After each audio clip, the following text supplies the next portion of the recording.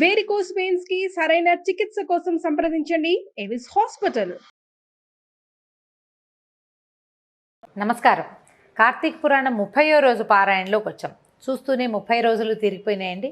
ఈ 30వ రోజున పారాయణతో పాటుగా పోలీస్ స్వర్గారోహణ కథ కూడా దీంతోనే చెప్పబడుతుంది. 30వ నాడు కూడా మనం చక్కగా దీపారాధన అవి చేసుకుని నీటిలో వదిలిపెట్టడం చాలా విశేషమైన ఫలితాన్ని ఇస్తుందంటారు. దానికి సంబంధించిన కథ వింటాము.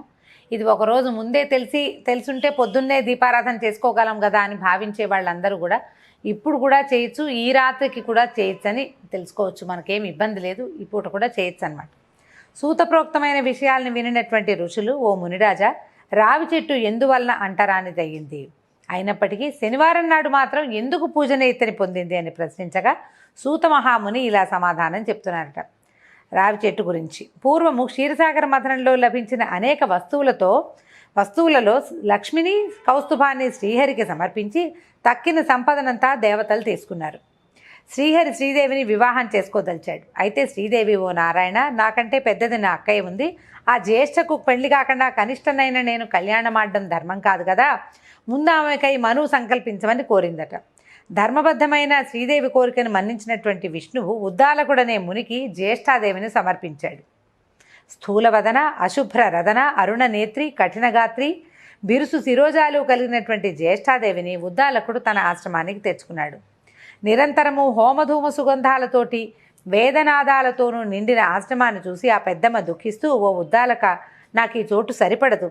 వేదాలు ధ్వనించేది, అతిథి పూజా సత్కారాలు జరిగేది, యజ్ఞయాగాదులు నిర్వహించబడేది అయినటువంటి స్థలాలలో నేను నివసించలేను. అన్యోన్యాన్య అనురాగం కలిగినటువంటి భార్యాభర్తలు ఉన్న చోట కానీ, పితృదేవతలు పూజింపబడే చోట కానీ, ఉద్యోగస్థుడు, నీతివేత్త, ధర్మిష్ఠుడు, ప్రేమగా మాట్లాడేవాడు, గురుపూజా దురంధరుడు ఉండే స్థలాల్లో కానీ నేనుండను. ఏ ఇంట్లో అయితే రాత్రింపగళ్ళు భార్యాభర్తలు దెబ్బలాడుకుంటూ ఉంటారో, ఏ ఇంట్లో అతిథులు నిరాశతో ఉసూరుమంటారో, ఎక్కడైతే వృద్ధులకు, మిత్రులకు, సజ్జనులకు అవమానాలు జరుగుతాయో, ఎక్కడైతే దురాచారాలు, పరద్రవ్య పరభార్యాపహరణశీలుడైన వాళ్ళు ఉంటారో అలాంటి చోట్ల అయితే నేను ఉంటాను. కళ్ళు తాగేవాళ్ళు, గోహత్యలు చేసేవాళ్ళు, బ్రహ్మహత్యాది పాతక పురుషులు ఎక్కడుంటారో నేను అక్కడ ఉండటానికి ఇష్టపడతాను. ఇలాంటి చోట నేను ఉండలేను నాయనా అని భర్తకి చెప్పిందట. ఆమె మాటలకి వేదవిధుడైన ఉద్దాలకుడు పాపం చాలా నొచ్చుకున్నాడు. ఏం చేయాలి? ఓ జ్యేష్ఠ, నువ్వు కోరినట్టుగానే నీకు తగిన నివాసాన్ని అన్వేషిస్తాను. అంతవరకు నువ్వు ఈ రావి చెట్టు మొదట్లో కదలకుండా కూర్చోమని ఓ రావి చెట్టు మొదట్లో ఆమెను కూర్చోబెట్టి వెళ్ళాడట. భర్తాజ్ఞ ప్రకారం జ్యేష్ఠాదేవి రావి చెట్టు మొదట్లో అలాగే ఉండిపోయింది.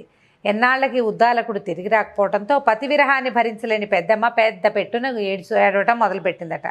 ఆమె రోదనలు వైకుంఠంలో ఉన్న నారాయణల చెవులలో పడ్డాయి. లక్ష్మీదేవి తన అక్కగారిని ఊరడించమని విష్ణువుని కోరిందట. విష్ణువు కమలా సమేతుడై జ్యేష్ఠాదేవి ఎదుట ప్రత్యక్షమై ఆమెను ఊరడించి, ఓ జ్యేష్ఠాదేవి, ఈ రావి చెట్టు నా అంశతో కూడుంటుంది కనుక నువ్వు దీని మూలంలోనే స్థిర నివాసం ఏర్పరచుకుని ఉండిపో. ప్రతి ఏటా నిన్ను పూజించే గృహస్థల యందు లక్ష్మి నివసిస్తూ ఉంటుందని చెప్పాడు. ఆ నియమాలతోటే ప్రతి శనివారము రావి చెట్టుకి పూజనీయంగాను, అక్కడ జ్యేష్ఠాదేవిని షోడశోపచార విధిగా అర్చించే స్త్రీల పట్ల శ్రీదేవి అమిత కరుణా కలితే ఉండేటట్టుగాను అనుగ్రహించి ఏర్పరిచాడు శ్రీ మహావిష్ణువు. ఓ ఋషులారా, సత్యభామకు శ్రీకృష్ణుడు చెప్పినట్టుగా నారదుని చేత పృథు చక్రవర్తికి చెప్పబడిన విధంగా నేను మీకు ఈ పద్మపురాణాంతర్గత కార్తీక పురాణాన్ని వినిపించాను. ఎవరైతే ఈ కార్తీక మహాత్మ్యాన్ని చదువుతారో, వింటారో, వినిపిస్తారో వారు సమస్త పాపాల నుండి విడివడి విష్ణు సాయుధ్యాన్ని పొందుతారు అని విసూతుడు చెప్పగా విని సంతోషించిన ఋషులు అక్కడి నుంచి బదరీవన దర్శనాకాంక్షలై ప్రయాణం అయ్యారు. ఈ రోజుతోటి 30వ రోజు పారాయణ సమాప్తమైందండి. దీనికి పోలీస్ స్వర్గారోహణ కథని గురించి చెప్పుకోవాలి. 30వ నాడు అంటే అమావాస్య నాడు పోలీస్ స్వర్గారోహణ చేసిందని, ఆ కథని తప్పకుండా వింటేనే కార్తీక పురాణం విన్న ఫలితం లభిస్తుందని చెప్తారు. ఆ కథ కూడా విందాం. ఆంధ్రదేశంలో పవిత్ర కృష్ణానదీ తీరంలో బాదర అని ఒక గ్రామం ఉండేదట. ఆ గ్రామంలో నివసిస్తున్న అన్ని వర్ణాల వారు సంపన్నులై ఉండేవాళ్ళు. పాడి పంటలు, భోగభాగ్యాలు, సుఖశాంతులు అన్నీ ఉండేవి. గ్రామం సంతోషపూర్ణంగా ఉండేదట. ఆ గ్రామంలో పోతడనేటువంటి ఒక రజకుడు ఉండేవాడు. ఆయన భార్య మాలి మహాక్రూరమైన స్వభావం కలిగింది. దాక్షిణ్యం లేనిది, గయ్యాళిదిగా పేరు పొందిందట. వాళ్ళకి 4 అబ్బాయిలు ఉండేవాళ్ళు. ఆ దంపతులు తమ కుమారుల నలుగురికి కూడా తగిన సమయంలో వివాహాలు చేశారు. మొదటి ముగ్గురు కోడళ్ళు కూడా తమ అత్తగారిలాగానే పొగరుబోతు స్వభావము, మాటకి మాట సమాధానం చెప్పడంతో చెడ్డ పేరు తెచ్చుకున్నారు. అత్తగారితో సమానంగా గయ్యాళితనము, చెడు స్వభావాన్ని కలిగే ఉండేవాళ్ళు. నాలుగో కోడలు పోలి చాలా మృదు స్వభావరాలు, భర్త యందు అనురక్తి కలిగి ఉండేది. ఊరివారి బట్టల మాలిన్యాన్ని పోగొట్టి స్వచ్ఛతని కలిగించే పోతడు మాత్రం తన కుటుంబంలోని దుష్ట స్వభావాన్ని, ఆ స్వభావ ఆడవాళ్లకు ఉండేటువంటి ఈ పద్ధతిని ఏ రకంగానూ పోగొట్టలేని స్థితిలో ఉండేవాడట. దీనికి తోడు వాళ్ళకి నిర్ధనత్వం, డబ్బు లేకపోవడం కూడా వాళ్ళని బాధిస్తూ ఉండేది. ఈ చిన్న కోడలైన పోలిని తన భార్య గుమాలి మిగిలిన కోడళ్ళు దూషించడం, బాధించడం గమనించి నిస్సహాయంగా ఊరుకునేవాడట. అత్తగారైనటువంటి మాలి మిగిలిన కోడళ్ళతో కూడా అందరూ కలిసి ఇంటి పనులన్నీ పోలితోటి చేయించేవాళ్ళు. వారు మాట్లాడక పనిచేసేది, ఆమె మీద జాలి పడేవాళ్ళు కాదు. చాడీలు చెప్పి భర్త చేత పోలిని కొట్టించి తిట్టించి కూడా సరదా పడుతూ ఉండేవాళ్ళట. ఈ విధంగా తనను అత్త తోడుకోడళ్ళు అనేక విధంగా తిట్టిస్తున్నప్పటికీ పోలి తన శాంత స్వభావాన్ని విడిచిపెట్టలేదు. దైవభక్తిని, ధర్మకార్యాసక్తిని విడవకుండా కాలం గడుపుతూ ఉండేది. ఇలా ఉండగా కార్తీక మాసం వచ్చిందట. గ్రామంలో వాళ్ళంతా కూడా కార్తీక స్నానాలు చేస్తూ హాయిగా కృష్ణానదికి వెళ్తున్నారు. పొద్దున్నే నదికి వెళ్తారు, స్నానం చేసి వస్తారు. నదిలో స్నానం చేసి తీరంలో దీపాలను వెలిగిస్తూ పూజలు చేసుకునేవాళ్ళట. గ్రామం నుంచి నదీ స్నానానికి, దీపారాధనకి, పూజలకి చాలామంది వెళ్తుండేవాళ్ళు. అట్లా వెళ్ళిన వాళ్ళలో కొంతమంది నిజంగా భక్తులు ఉంటారు, కొందరేమో మేము కూడా వాళ్ళలాగా పుణ్యం సంపాదించుకోవాలనే భావంతో ఉండేవాళ్ళు కొందరు. కొంతమంది ఏమో నదీ స్నానం సరదాగా చేయాలనుకునేవాళ్ళు. ఓవేళ వాళ్ళంతా చేస్తున్నారు, మనం చెప్పితే బాగోదేమో, వాళ్ళ ముందు తక్కువగా ఉంటుందని భావించి చేసేవాళ్ళు కూడా ఉంటారు. ఇలా ఈ చేసేవాళ్ళందరినీ చూసి ఆనందించి వినోదించేవాళ్ళు ఇంకో కొంతమంది ఉంటారు. ఇట్లా మొత్తానికి అంతా నదీ స్నానానికి తయారవుతారు. పోలి అత్త మాలి, ఆమె ముగ్గురు తోడి కోడళ్ళు పోలిని ఇంట్లో అట్టపెట్టి నదీ స్నానానికి వెళ్ళిపోయారట. ఇంటి పనంతా పోలికి అప్పచెప్పారు. అయితే నదీ స్నానానికి వెళ్ళి స్నానము, దీపారాధన మొదలైనవి చేసేటప్పుడు పోలి వాళ్ళ దృష్టి స్నానం మీద లేదు, దైవం మీద లేదు, భక్తులు మొదటి నుంచి లేనే లేదు. స్నానం చేసే మిగిలిన వాళ్ళందరితో పాటుగా స్నానాలు చేస్తూ పోలి పాలు తాగేస్తుందేమో, పెరుగు వెన్న మొదలైనవి వృధా చేసేస్తుందేమో, ఎవరికైనా పెట్టేస్తుందేమో, అమ్ముకుని సొమ్ము చేసుకుంటుందేమో, ఇలాంటి భావజాలాలతోటి అనేక విధంగా ఆలోచిస్తూ వాటి గురించి పక్క వాళ్ళతోటి మాట్లాడుతూ, అంటే డిస్కషన్ కూడా పెడుతున్నారనమాట. తమ బుద్ధిని, మనసుని పోలిని ఆడిపోసుకోవటంలోనే నిలిచి అట్టపెట్టారనమాట. శరీరాలు, అవయవాలు నదీ స్నానాన్ని, దీపారాధనని, దైవ దర్శనాన్ని చేస్తున్నాయి, కానీ బుద్ధి మాత్రం వాటి మీద లేదు. వాళ్ళ దృష్టి అంతా పోలి మీదే ఉన్నదట. ఈ విధంగా కార్తీక మాసాన్ని కృష్ణా తీరంలో గడిపేశారు. వాళ్ళు ఇంచుమించు నెల రోజులు నదీ తీరంలోనే ఉన్నారు. ఈ అమ్మాయి ఒకటి ఇంటి దగ్గర ఉండిపోయిందనమాట. వ్రతోద్యాపన కోసం మార్గశిర శుద్ధ పాడ్యమి నాడు కృష్ణా తీరానికి చేరారు. అంటే అమావాస్య కూడా గడిచాక పాడ్యమి నాడు వ్రతోద్యాపన చేస్తున్నారని చెప్తున్నారు. ఇంటనున్న పోలి నిస్సహాయరాలు, అత్తగారికి తోడికోడళ్ళకి సమాధానం కూడా చెప్పలేని స్థితిలో ఉండేది. భర్త కూడా తన తల్లి మాటల్ని, వదిన పలుకుల్ని వినును, నమ్మును, తనను పట్టించుకోడు. నదీ స్నానము, దీపారాధన మొదలైనవి చేయాలని ఉన్నా కూడా ఇంటి బాధ్యతకి బంధితురాలై ఉన్నటువంటి పోలి ఏం చేయను, తన దైవకార్య, ధర్మకార్యాసక్తిని మనసులోనే దాచుకునుందట. అత్త తోడుకోడలకి సమాధానం చెప్పలేదు. సాటి జీవిగా కూడా తనని పట్టించుకొని వాళ్ళకి ఏం చెప్తుంది? నేను కూడా దీపం పెట్టుకుంటా, నేను కూడా స్నానానికి వెళ్తా లాంటివి చెప్పలేకపోయింది, మాట్లాడకుండా ఊరుకుందట.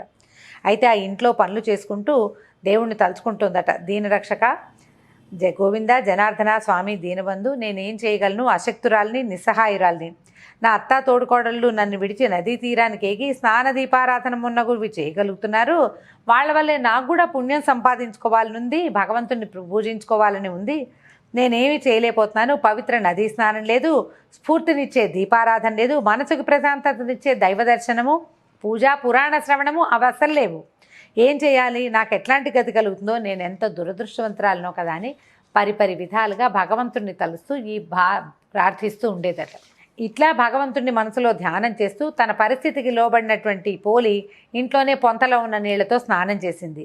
చినిగిన వస్త్రాన్ని ధరించిన ఆమె తాను ధరించిన జీర్ణ వస్త్రం యొక్క అంచును చించి ఒత్తిగా చేసింది. దాన్ని ఒక పాత్రలో పెట్టి కవ్వానికి అంటిన కొద్దిపాటి వెన్నం తీసి ఆ పాత్ర యందుంచి దీపాన్ని వెలిగించి, స్వామి పుండరీకాక్ష గోవింద జనార్దన అనాథరక్షక దీనబంధో దయ చూపించు, నేను అశక్తురాల్ని, నాపై అనుగ్రహాన్ని ఉంచమని ప్రార్థిస్తూ దీపారాధన చేసిందట. ఇట్లా దీనావస్థలో ఉన్న పోలిని వైకుంఠంలో ఉన్న దయాసముద్రుడైనటువంటి మహావిష్ణువు గమనించాడట. ఆమె మీద చాలా జాలిగొని ఆపేక్ష కలిగి ద్వారపాలకుడైన సుశీలుడనే వాడిని పిలిచి పోయి నువ్వు సగౌరవంగా పోలిని తీసుకురమ్మని విమానాన్ని ఎక్కించి తీసుకురమ్మని ఆజ్ఞాపించాడట. సుశీలుడనే ఆ విష్ణు పార్షదుడు పోలి ఉన్న చోటికి బంగారపు విమానంతో వచ్చి, ఓ సాధ్వి, మంచి నడవడిక కలిగిన ఉత్తమరాల, నిన్ను ఈ శరీరంతో వైకుంఠానికి తీసుకురమ్మని మహావిష్ణువు ఆజ్ఞాపించాడు. కాబట్టి వెంటనే వచ్చి విమానాన్ని ఎక్కమని త్వరపెట్టాడట. ఆమెను విమానం మీద ఎక్కించుకున్నాడు. అప్పుడే వ్రతోద్యాపనం చేసి వెనక్కి వస్తున్నారు పోలి యొక్క అత్త మాలి, ఆమె తోడుకోడళ్ళు. వాళ్ళంతా వస్తూ జరిగింది తెలుసుకుని తాను వైకుంఠం చేరాలని తలచి విమానంతో ఎగరబో పోలి పాదాలని పట్టుకున్నారు. పెద్ద కోడలు తన అత్త మాలి పాదాలని పట్టుకుంది, చిన్న కోడలు పెద్ద కోడల పాదాలు, మూడో కోడలు రెండో కోడల పాదాలు పట్టుకుంది. వీళ్ళందరూ ఎగిరి వెళ్తున్నారు. ఈ విధంగా వైకుంఠానికి విమానంలో పోతున్నటువంటి పోలి పాదాలు పట్టుకున్నటువంటి అత్త, ఆమె యొక్క పాదాలు పట్టుకున్నటువంటి ముగ్గురు కోడళ్ళు వరుసగా ఒకళ్ళ వెనకాల ఒకళ్ళు గాల్లో వేళ్లాడుతూ పైకి వెళ్తుంటే ఒక విచిత్రమైన దృశ్యాన్ని కల్పించారు. వైకుంఠ విమానాన్ని నడిపించే సుశీలుడు వీళ్ళని చూశాడు అతను. వాళ్ళు పోలిని పెట్టిన ఎన్ని రకరకాల బాధలు, ఆమెని పూజ కూడా చేసుకొని ఇవ్వకుండా నిర్బంధించిన వారి పద్ధతుల్ని జ్ఞాపకం చేసుకున్నాడట. శ్రీ మహావిష్ణువు మాటల్ని, పోలిపై ఆయనకి కలిగినటువంటి దయను గమనించాడు. వీళ్ళు మంచివాళ్ళు కాదు, పోలిని చూసి అసూయపడి ఆమెను బహువిధాలుగా బాధించారు. వీళ్ళు దుష్టులు. నదీ స్నానము, దీపారాధన, దైవ దర్శనము, పూజ, పురాణ శ్రవణము మొన్న వాటిలలో పాల్గొన్నా కూడా వీళ్ళ మనసు అక్కడ లేదు. మనసులో పోలిని దూషిస్తూ పాలు, పెరుగు, నెయ్యి మొదలగు ఇంటి విషయాల మీదే తలుచుకుంటూ ఉన్నారు. పోలి మీద అసూయపడ్డారు. కాబట్టి మీరు దుష్టులు, మీరు వైకుంఠానికి రాదగిన వారు కాదు, కుంభీపాక నరకమే మీకు తగింది అని చెప్తూ అటు పొండని ఈ సుశీలుడు తన చేతిలో ఉన్న కత్తితోటి పోలి యొక్క పాదాలు పట్టుకున్నటువంటి మాలి చేతుల్ని నరికాడట. అప్పుడు ఆ మాలి మరియు ముగ్గురు కోడళ్ళు కింద పడ్డారు. ఆ తర్వాత వాళ్ళు మరణించి కుంభీపాక నరకానికి చేరుకున్నారు. సుశీలుడు మిక్కిలి ప్రేమాదరణతోనూ మహావైభవంగా పోలిని వైకుంఠమునకు తీసుకొని పోయాను. ఈ విధంగా పోలి శ్రీ మహావిష్ణువు దయకి పాత్రురాలైంది. పోలి వృత్తాంతం వల్ల కింది విషయాలు గమనించాలి. భగవంతుని యందు నిర్మలమైన భక్తి ఉండాలి. ఆ భక్తిలో తన్మయత్వం ఉండాలి. పూజలోని ఆడంబరాలు కానీ, పూజ చేసే వాళ్ళ ఆడంబరం కానీ, వాళ్ళ యొక్క ఆడంబరం కానీ భగవంతుని మొహమాట పెట్టవు. ఇతరులను చూసి అసూయపడటం, వాళ్ళని బాధించడం భక్తులైన వారికి ఉండకూడదు. అలాంటి వారు మాలి మొదలైన వాళ్ళు. పరిశుద్ధమైన భక్తి మాత్రమే నిరాడంబరమైనను అది భగవంతుడికి ప్రీతి కలుపుతుంది. దిక్కులేని వారికి దేవుడే దిక్కు. కావున మనలో ప్రతి ఒక్కరూ అసూయాద్వేషాలను విడిచి నిర్మలమైన భక్తితో ఉన్నంతలో యథాశక్తి భగవంతుని చేరుటకి ఈ పోలిలాగా ప్రయత్నం చేయాలి. మాలి మొదలైన వాళ్ళు సంసారంలోని మాయకి గుర్తులు కాగా, పోలి నిర్మల నిశ్చల భక్తికి ప్రతీక. అట్టి భక్తికి కులము, సంపన్నత మొదలైనవి ఏవీ లేవు. ప్రతి మానవుడు కూడా పోలిలాగా నిర్మలాంతఃకరణ కలిగి భగవంతుణ్ణి ప్రార్థించడము, పూజించడం ఎందు నిమగ్నం కావాలని కార్తీక పురాణాంతర్గతమైన ఈ కథ మనకి తెలియజేస్తుంది. 30 రోజులుగా ప్రతిరోజు కార్తీక పురాణం విన్నాము. భగవంతుడు ఈ విన్న భక్తులందరికీ కూడా ఆయురారోగ్య ఐశ్వర్యాలు ప్రసాదించాలని, కార్తీక వ్రతంలో ఎలాంటి లోపాలు జరిగినా కూడా మనం చేసినటువంటి భక్తితో చేసిన ఈ ప్రయత్నము తప్పకుండా సఫలం కావాలని కార్తీక దామోదరుడికి నమస్కారం చేస్తూ సెలవు తీసుకుందాం. నమస్కారం.